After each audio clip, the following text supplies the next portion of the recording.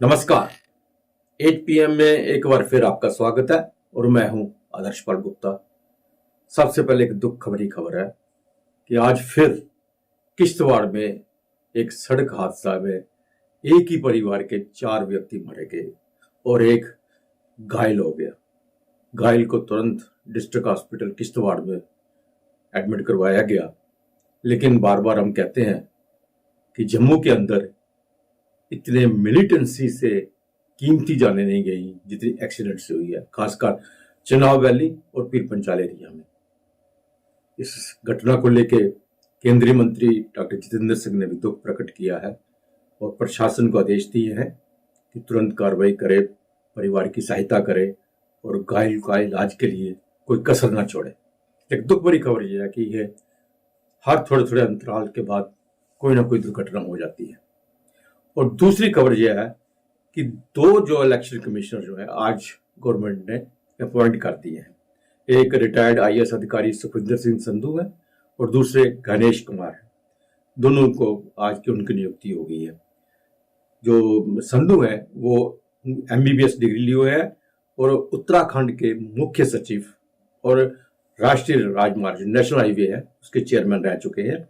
और गणेश कुमार जो है वह जो कोऑपरेटिव मंत्रालय है उनके भी सचिव रह चुके हैं और उन्होंने जो है होम मिनिस्ट्री में भी काम किया है। अब दोनों की अपॉइंटमेंट को लेके अपोजिशन में चर्चा भी है, उन पे सवाल भी खड़े कर रहे हैं।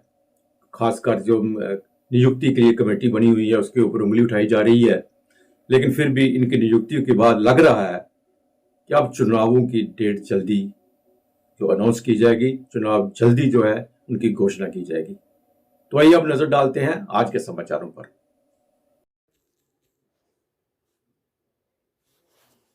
किश्तवाड़ के बंडारकुट क्षेत्र में एक दर्दनाक सड़क हादसा पेश आया जिसमें एक ही परिवार के 4 सदस्यों की मृत्यु तथा एक के घायल होने की खबर है। पारिवारिक सदस्यों में माता पिता तथा 2 भाई शामिल हैं तथा एक सदस्य घायल है जिसे उपचार के लिए जिला अस्पताल किश्तवाड़ में भर्ती कराया गया है।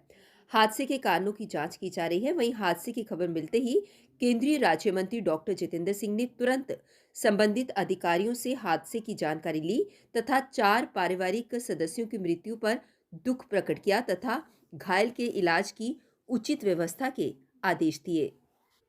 जम्मू कश्मीर में 5 के पंच पर आधी आबादी दम दिखाने के लिए तैयार है। प्रदेश में 5 लोकसभा सीटों पर महिलाओं को वोट शेयर लगभग 49% है, यानी महिलाओं की 5 सीटों पर आधी आबादी निर्णायक भूमिका में हो सकती है। प्रदेश में विभिन्न विधानसभा, लोकसभा से लेकर पंचायत व स्थानीय निकाय चुनावों में भी इनकी भागीदारी रही है। जम्मू कश्मीर में लोकसभा चुनाव में कुल 86.93 लाख वोटरों में से महिलाओं की भागीदारी 42.58 लाख है। यदि महिला वोटर की बात की जाए तो पांचों संसदीय क्षेत्रों में अनंतनाग में सबसे अधिक 9.2 लाख महिलाएं हैं। इसके अलावा जम्मू में 8.52 लाख, उधमपुर में 8.44 लाख, श्रीनगर में 8.70 लाख और बारामूला में 8.5 में महिला मतदाता है।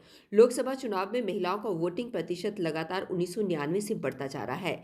ये 1999 में 28.55 से बढ़कर 2014 में 48.32% तक पहुंच गया था, लेकिन 2019 में मतदान प्रतिशत में 4.65% की कमी आई और 43.67% पर पहुंच गया।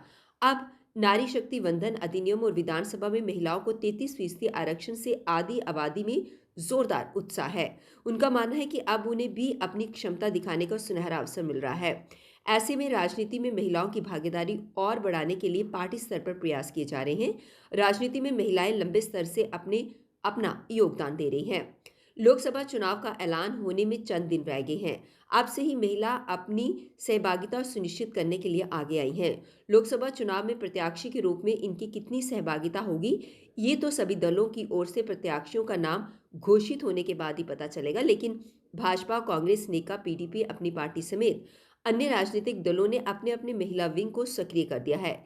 जम्मू कश्मीर में पुलवामा एकमात्र ऐसा जिला है जहां महिला वोटरों की संख्या पुरुषों से अधिक है। जिले में महिला वोटर पुरुषों से 2726 अधिक हैं, जहां कुल वोटर 4,03,795 हैं। इनमें 2,03,255 महिलाएं व 2,05,029 पुरुष हैं। अन्य जिलों में पुरुष वोटर महिलाओं से अधिक हैं। लोकसभा चुनाव में जम्मू कश्मीर के सभी जिलों में पिंक बूथ बनाए जाएंगे, जहां मतदान में नियुक्त सभी कर्मचारी महिला ही रहेंगी। ये प्रयास है कि महिलाओं को अच्छे माहौल का एहसास कराया जाए। मुख्य चुनाव अधिकारी कार्यालय की ओर से इसके लिए महिला कर्मियों को चयनित करने का काम शुरू कर दिया गया है। डीडीसी चुनाव में भी बढ़ चढ़कर भागीदारी दिखाई जा रही है। अनुच्छेद 370 हटने के बाद पहली बार जम्मू कश्मीर में वर्ष 2022 में डीडीसी चुनाव हुए हैं। इसमें बम्पर वोटिंग हुई। 98% से अधिक मत पड़े। लोकतंत्र के इस पर्व में महिलाओं ने भी जमकर आहुति डाली। 5 से अधिक डीडीसी पर महिलाओं का कब्जा रहा है। जम्मू कश्मीर के पुलिस महानिदेशक डीजीपी आरआर स्वैन ने गुरुवार को कहा कि नार्को व्यापार एक बहुत बड़ी चुनौती के रूप में उभरा है। पुलिस और अन्य सुरक्षा बलों को इसके प्रभावी ढंग से निपटने के लिए इसके नेटवर्क के दोनों छोर से सुरंग खोदने की जरूरत है। डीजीपी ने गुरुवार को जम्मू के छन्नी हिम्मत में drug de addiction and mental rehabilitation centre का उद्घाटन करते हुए ये बातें कहीं।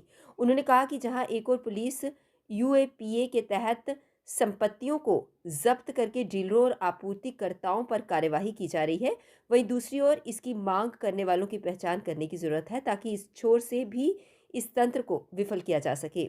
उन्होंने कहा कि नशा करने वाला एक पीड़ित है।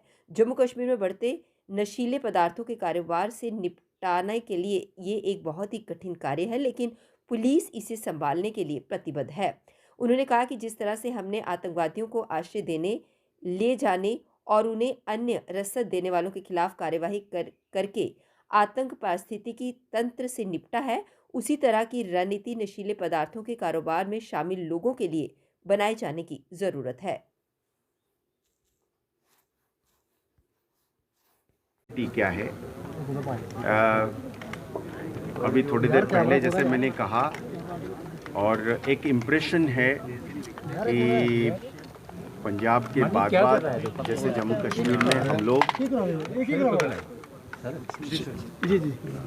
कश्मीर में हम लोग एक ड्रग की एक चैलेंज जो है बहुत एक बड़ा चैलेंज के तौर पे फेस कर रहे हैं, उभर के आ रहा है। मेरे ख्याल में इसका रीज़न ये है, this challenge is really there and it is really a major challenge. उसका वजह ये है कि इससे पहले हमारे पास जो चरस बेस्ड था, कैनबिस की जो थी, वो एक डोमेस्टिक होम ग्रोन चैलेंज थी और उसकी कॉन्सिक्वेंसेस सब लोगों को पता है वो लिमिटेड थी। अब जब ये हार्ड ड्रग्स की तरफ चला गया, जिसमें हम हेरोइन और ब्राउन शुगर की बात करते हैं, इसका चैलेंज इसलिए आ रहा है कि ये पार से आ रहा है। इस चैलेंज का सबसे बड़ा ग्रेविटी या सबसे बड़ा अहम बात है वो इसलिए है क्योंकि पाकिस्तान से हम एक बॉर्डर स्टेट है, हमारा ये इंटरनेशनल बॉर्डर और एलओसी है और ये इसकी ओरिजिन वहाँ है। ये प्रॉब्लम कर्नाटका में या और जगह पे नहीं रहेगी या तेलंगाना में, ये जे&के में इसलिए है क्योंकि वी हैव बॉर्डर और ये ज़्यादातर हम वेस्ट में हैं और इसलिए पाकिस्तान के बॉर्डर होने के नाते entire challenge comes from the across the border as far as the heroin is and brown sugar is concern. कितना ग्रेव है, कितना एडिक्ट है, इसके आंकड़े जो हैं वो मुख्तलिफ हैं, पर मेरे ख्याल में उसमें कोई ऐसे स्टैटिस्टिक्स तो है नहीं।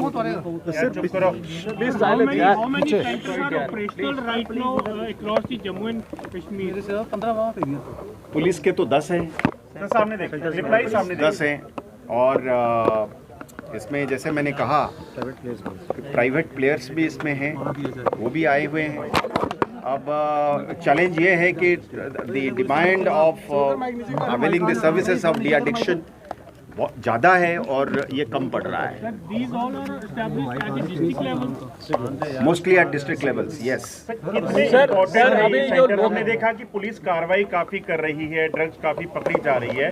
Then how important these centres are to stop this youngster, those who are basically addicted? देखिए ना, उसमें हमने जैसे थोड़ी देर पहले बात करी ये कह के कि इसको टनल को दोनों साइड से खोदनी पड़ेगी, यानी कि it has to be addressed. इसको जूझने के लिए दो तरफा हमला करना पड़ेगा। एक जैसे सब लोग कहते हैं कि डिमांड साइड और एक है सप्लाई साइड। तो सप्लाई साइड से तो पुलिस कोएर्सिव एक्शन से, लॉ से लोगों को अरेस्ट करना, और जो इसमें डीलर्स हैं, बिजनेस करते हैं, इसको लेकर इसको एक ऑर्गेनाइज्ड क्राइम के तौर पे, प्रॉफिट के तौर पे करते हैं, उनके खिलाफ सख्त से सख्त कानूनी कार्रवाई, इसमें प्रॉपर्टी अटैचमेंट्स भी होनी चाहिए और डिसइंसेंटिवाइज हो जानी चाहिए कि इसमें करने वाला को कोई फ़ायदा नहीं होगा। वो वाला कार्रवाई एक तरफ, और डिमांड के ऊपर भी साथ में मतलब एक्शन। वो डिमांड वाली जो एक्शन है वो बड़ा कठिन है, क्योंकि जैसे सब लोग कहते हैं कि इसमें जब वो अपने आप में वो ऐसी चीज़ है कि जो इसमें कंजम्पशन करता है और वो अपना खुराक, अपना पैसे जुगाड़ करने के लिए दूसरे को फिर वो कर देता है। सर, लोकसभा के चुनाव आने वाले हैं, आपको क्या लगता है कि कौन से ऐसे एरियाज हैं जो प्रॉपर्टीज है उसको सीज भी किया है? इसमें आपने काफी प्रॉपर्टीज को सीज किया है जो ड्रग डीलर है। ये हम इसको, जैसे हमने टेररिज्म में, यूएपीए में हमने टेररिस्ट के खिलाफ जिस लेवल पे कार्रवाई करते हैं, और एक हमने, आप लोग सब लोगों को पता है कि उसमें एक बहुत विजिबल इम्पैक्ट आया है जब हमने टेरर इकोसिस्टम के खिलाफ काम करा। हमने वहाँ पे क्या करा? हमने ये कहा कि जो चलाने वाला बंदा है या जो रिक्रूट है उससे परे गए हम, उसको पूरी इकोसिस्टम पे जो उसको साथ देता रहा, जो उसको भरगलाया, जो उसको लाया, जो उसको हथियार देने में मदद करी, जो इसको छिपाने में मदद करी, वो सारों का निशानदेही करके उनके खिलाफ कार्रवाई करना शुरू करी हमें, और उसमें एक इम्पैक्ट आया, फ़र्क आया। इस सेम स्ट्रेटेजी में म्यूटेंटिस म्यूटेंडिस मेथड में, मतलब थोड़ी सी तो उसमें तो बदला होगा, पर वही अप्रोच रहेगा। परिसीमन के बाद पुरानी अनंतनाग सीट अब राजौरी पुंछ क्षेत्र को मिलाकर अनंतनाग राजौरी सीट बन चुकी है। 5 सीटों में ये लोकसभा सीट सबसे हॉट मानी जा रही है। परिसीमन से पहले मुस्लिम बहुल इस सीट पर कांग्रेस हैट्रिक लगा चुकी है। नेका व पीडीपी भी यहां से कई बार जीत का स्वाद चख चुकी है। नए परिसीमन में भाजपा को यहां खाता खुलने की उम्मीद है, क्योंकि इसमें हिंदू और पहाड़ी समुदाय की आबादी वाले राजौरी और पुंछ क्षेत्र जोड़े गए हैं। भाजपा ने पहाड़ियों को जनजातीय का दर्जा और आरक्षण देकर यहां पर अपना दाव खेला है। भाजपा अन्य के मुकाबले थोड़ा अधिक निश्चिंत दिख रही है, क्योंकि पीडीपी और नेका अलग अलग राह पर हैं। दोनों पार्टियां अगर अपने अपने उम्मीदवार यहां से उतारती हैं तो वोट बढ़ने से फायदा तीसरे को हो सकता है। कभी अनंतनाग लोकसभा निर्वाचन क्षेत्र जम्मू और कश्मीर के 5 लोकसभा क्षेत्रों में से एक था। मई 2022 में इसका नाम बदलकर अनंतनाग राजौरी निर्वाचन क्षेत्र कर दिया गया। अगर अनंतनाग सीट की बात करें तो ये हाई प्रोफाइल सीट रही है। यहाँ से महबूबा मुफ्ती 2014 में सांसद बनी, लेकिन 4 जुलाई 2016 को उनके इस्तीफे से ये सीट खाली हो गई। इस्तीफे के करीब 3 साल तक यहाँ उपचुनाव नहीं हो पाया। इस सीट पर चरमपंथ का प्रभाव होने का तर्क देकर चुनाव आयोग ने चुनाव नहीं करवाए। अपने पिता और पूर्व मुख्यमंत्री मुफ्ती मोहम्मद सईद के निधन के बाद महबूबा ने अनंतनाग विधानसभा सीट से चुनाव जीता। बाद में 2019 में इस सीट पर चुनाव हुआ और नेशनल कॉन्फ्रेंस के हसनैन मुसैदी ने जीत हासिल की। उन्होंने 40,180 वोट हासिल किए, जबकि उनके निकटतम प्रतिद्वंदी कांग्रेस के गुलाम अहमद मीर ने 33,504 वोट हासिल किए। पीडीपी मुखिया महबूबा मुफ्ती तीसरे नंबर पर रहीं। 2019 में इस सीट पर कुल 9% ही मतदान हुआ। चुनाव आयोग द्वारा की गई परिसीमन प्रक्रिया के बाद अनंतनाग सीट में राजौरी और पुंछ जुड़ने से जनसांख्यिकी बदलाव आया है। इसके चलते इस सीट पर धर्म के आधार पर वोट बंटने के आसार हैं। राजौरी पुंछ की हिंदू बेल्ट शामिल होने के साथ ही यहां पहाड़ियों को मिले आरक्षण के बाद भाजपा को यहां लाभ की उम्मीद है। पूर्व नेका एमएलसी शहनाज गणेश समेत कई पहाड़ी नेता बीते दिनों भाजपा में शामिल हो चुके हैं। इसके अलावा यहां पीएचडी के बीच भी तकरार है। नेशनल कॉन्फ्रेंस इस सीट पर अपना उम्मीदवार उतारने के लिए अड़ी है। अगर पीडीपी भी उम्मीदवार उतारती है तो दोनों में वोट का बंटवारा होगा। भाजपा समेत किसी भी पार्टी ने यहां से उम्मीदवार घोषित न कर अभी तक अपने पत्ते नहीं खोले हैं। अगर हम आंकड़ों पर नजर डालें तो परिसीमन के बाद बनी अनंतनाग राजौरी सीट में कुल 18 विधानसभा हल्के आए हैं। अनंतनाग में 7, कुलगाम में 3, पुंछ में 3, शोपियां के 1 और राजौरी में 4 विस हल्के हैं। इसके साथ ही अनंतनाग में मतदाताओं की संख्या 6,66,390, कुलगाम में 3,23,813, पुंछ में 3,47,630, शोपियां में 1,06,864, जबकि राजौरी में 3,88,874। आयुष्मान भारत प्रधानमंत्री जन आरोग्य योजना व मुख्यमंत्री जन आरोग्य योजना के तहत 2 मार्च से जन वितरण प्रणाली की सभी दुकानों में आयुष्मान कार्ड बनने शुरू हो गए हैं। पहले दिन एक दिन में सर्वाधिक 10 लाख से ज़्यादा कार्ड प्रदेश में बनाए गए थे। इसके बाद से अब तक 1,01,36,013 लोगों ने आयुष्मान कार्ड के लिए आवेदन किया है। इनमें से 82,89,402 लोगों के कार्ड अप्रूव हो चुके हैं। 18,41,761 लंबित हैं, जबकि 4,989 के आवेदन रद्द कर दिए गए हैं। स्वास्थ्य विभाग के रिकॉर्ड के अनुसार अब तक आयुष्मान कार्ड के लिए आवेदन करने में सिवान पहले, पटना दूसरे व मुजफ्फराबाद तीसरे स्थान पर है। पीपी न्यूज़ लाइन के माध्यम से हम हमेशा आपको ऐसी तस्वीरें और ऐसी खबरें सुनवाते हैं जिसका सीधा प्रशासन तक ताल्लुक होता है, यानी लोगों की बहुत सारी समस्या होती हैं जिसे पीपी न्यूज़ लाइन के माध्यम से प्रशासन तक पहुंचाते हैं और ऐसी बहुत सारी समस्याओं का समाधान भी होता है। लेकिन बहुत देर पहले भी हमने आपको कुछ झील चौक से तस्वीरें दिखाई थी जिसमें जम्मू म्यूनसिपल कॉरपोरेशन द्वारा ये जो हट बनाया गया हुआ है इसमें लोगों के पैसे का गलत इस्तेमाल हुआ है, क्योंकि अगर सही मायने में इसका इस्तेमाल हुआ होता तो आज इसका अच्छी तरह से रख रखाव हुआ होता। आज लोगों के पैसे का गलत इस्तेमाल करके जब ये बना तो दिया गया, लेकिन इनका रख रखाव नहीं हुआ, किसी भी इस्तेमाल में इन हट्स को नहीं लाया गया। तो चलिए एक बार फिर से आपको पीपी न्यूज़ लाइन के माध्यम से दिखाते हैं इसकी खास तस्वीरें, क्योंकि वहां पर हमारे रिपोर्टर रुपेश राज पहुंच चुके हैं और देखते हैं कि जम्मू म्यूनसिपल कॉरपोरेशन द्वारा इसका आखिरकार रख रखाव क्यों नहीं किया जा रहा। हमने पहले ही कहा था कि पीपी न्यूज़ लाइन ही एक ऐसा मात्र चैनल है जो आपको हर खबर तक ग्राउंड पर जाकर तमाम तस्वीरें दिखाएगा, लेकिन जो एक कंसर्न डिपार्टमेंट है, जो प्रशासन है, उसके ऊपर कोई भी चूं जो है वो नहीं रेंग रही। वो जाने क्यों चुपी इस साध कर बैठा हुआ है, क्योंकि जब यहाँ पर कॉरपोरेशन थी, जहाँ के मेयर थे, उनसे भी सवाल किया गया तो उन्होंने अपना पल्ला झाड़ दिया कि अब मेरा जो टेन्योर है वो खत्म हो गया। क्या आप लोगों को सिर्फ अपनी कुर्सी की भूख है, जनता की कोई भी परवाह नहीं है? क्या आप लोग सिर्फ कुर्सी पर बैठने के लिए आए हैं? क्या आप लोग सिर्फ अपनी नौकरी करने आए हो? अगर आपको कोई कार्य दिया गया है तो उसकी देखभाल कौन करेगा? आखिरकार क्यों यहाँ पर तमाम लोग चुप कर बैठे हैं? क्यों समाज के लोग चुप कर बैठे हैं? क्यों डिपार्टमेंट के लोग जो है वो चुप कर बैठे हुए हैं? लगातार हमने आपको ये खबरें दिखाई थी, सिर्फ एक दरवाजा यहाँ पर।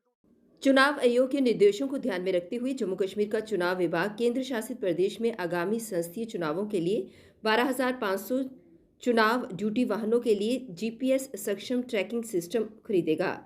जम्मू कश्मीर के मुख्य निर्वाचन अधिकारी ने चुनाव ड्यूटी वाहनों के लिए जीपीएस सक्षम वाहन ट्रैकिंग सिस्टम खरीदने के लिए कंपनियों के लिए अनुरोध प्रस्ताव जारी किया है। स्थापित ट्रैकर्स के माध्यम से इलेक्ट्रॉनिक वोटिंग मशीनों और वोटर वेरीफाइल पेपर ऑडिट ट्रेल की आवाजाही की वास्तविक समय पर ट्रैकिंग और निगरानी के लिए जिला निर्वाचन अधिकारियों और सीईओ के कार्यालय में जीपीएस नियंत्रण कक्ष स्थापित किए जाएंगे। बारामूला जिले के पर्यटन स्थल गुलमर्ग समेत कश्मीर के कई उच्च पर्वतीय क्षेत्रों में बुधवार को भी हिमपात और वर्षा हुई। श्रीनगर समेत घाटी के निचले इलाकों में वर्षा तो नहीं हुई, लेकिन घने बादल छाए हुए हैं। जम्मू में भी पूरे दिन बादल छाए रहे और शाम को बूंदाबांदी शुरू हो गई। कुछ जगह पर तेज बारिश भी हुई। कठुआ जिले के बनी में वर्षा के साथ ओले भी गिरे। मौसम विभाग ने वीरवार को भी प्रदेश के अधिकांश स्थलों पर बारिश की संभावना जताई है। तापमान में गिरावट आई है। पश्चिमी विक्षोभ के प्रभाव बीते 2 दिनों से जम्मू कश्मीर में है। इसके चलते गुलमर्ग समेत घाटी के ऊपरी इलाकों में बारिश के साथ बर्फबारी बीते 2 दिनों से जारी है। कल 8 बजे फिर आपसे भेंट होगी, तब तक इजाजत दीजिए। नमस्कार।